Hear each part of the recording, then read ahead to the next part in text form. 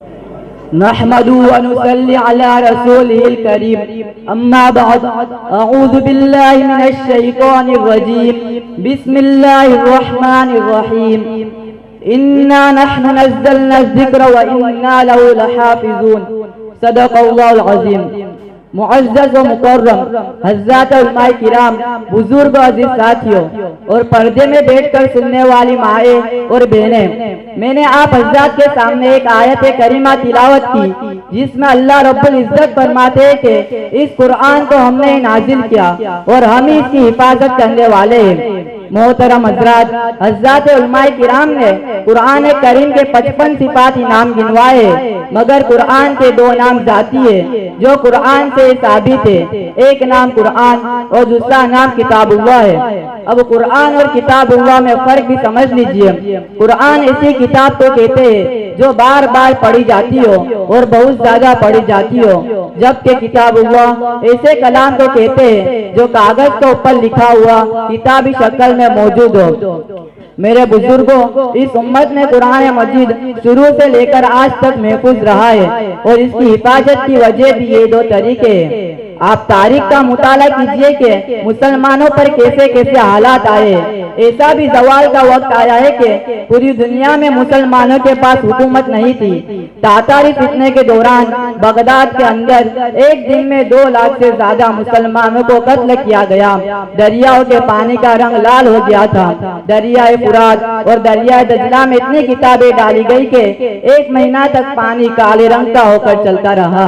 दरियाओं में इतनी किताबें डाली गई के किताबों का एक पुल बन गया जिसके ऊपर से उनकी सवारियां गुजरा करती थी। दरियाओं में किताबों का पुल बन जाना कोई छोटी सी बात तो नहीं। आप ही सोचिए कितनी किताबें डाली गई होगी।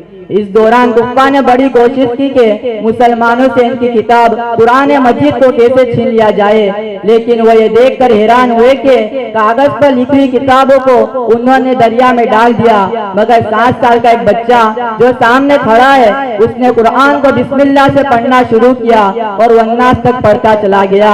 अब उनमें परेशानी हुई कि बच्चे के सीने से कुरान को कैसे निकाला जाए।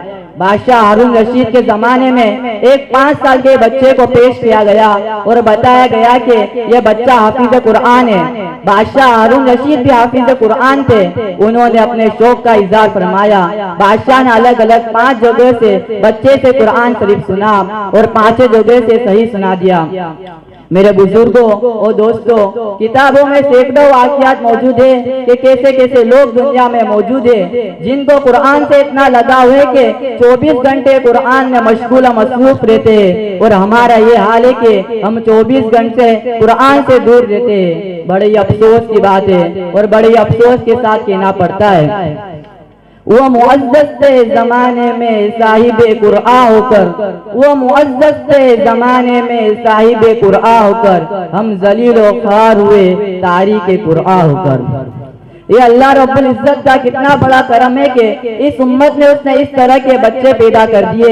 ये खुदाई फौज है, ये हिज़्बुर रहमान है। इसीलिए फरमाया हमने उन लोगों को किताबों का वारिस बना दिया जो हमारे चुने हुए बंदे थे, जो हमारे प्यारे थे, जो हमारे लाडले हैं। ये कुरान पाक के हाफिज बच्चे अल्लाह के फौजी है। अल्लाह ताला ये सआदत हमें भी और पूरी उम्मत को अता फरमाए।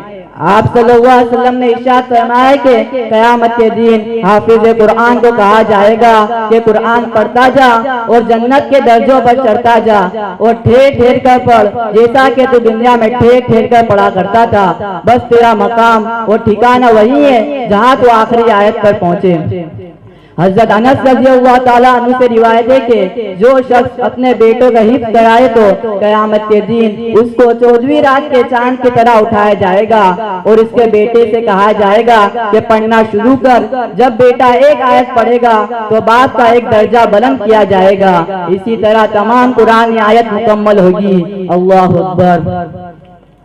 एक हदीस पाक में फरमाया गया है कि जो शख्स कुरान पढ़े और उस पर अमल करे तो क़यामत के दिन उसके वालिदैन को एक ताज पहनाया जाएगा जिसकी रोशनी आफताब की रोशनी से बहुत ज्यादा होगी। एक हदीस पाक में फरमाया गया कि हाफिज कुरान को रोजे महशर 10 ऐसे आदमियों की शफाअत करने की इजाजत दी जाएगी जो अपने गुनाहों की वजह से जहन्नम में जाने वाले होंगे, लेकिन हाफिज कुरान की शफाअत से अल्लाह ताला उनको जहन्नम से निकाल कर जन्नत अता फरमाएंगे। उस वक्त कितना बड़ा गम हट जाएगा और कितनी बड़ी मुसीबत कट जाएगी। उस वक्त बंदा अफसोस करेगा कि काश मेरे सारे बच्चे हाफिज कुरान होते। मोहतरम हज़रात, जिन लोगों ने अपने बच्चे को दुनिया का इल्म तो पढ़ाया लेकिन दीन से दूर रखा, वह उस वक्त अफसोस के साथ हाथ मलेंगे कि काश हमने भी किसी बेटा या बेटी को हाफिज बनाया होता। लिहाजा वक्त है अपने बच्चे को हाफिज बनाने का। अरे भाई, हम कब मना करते हैं कि इनको अंग्रेजी स्कूल में और कॉलेजों में न पढ़ाओ, हम तो बस इतना कहते हैं इनको पहले मुसलमान बनाओ।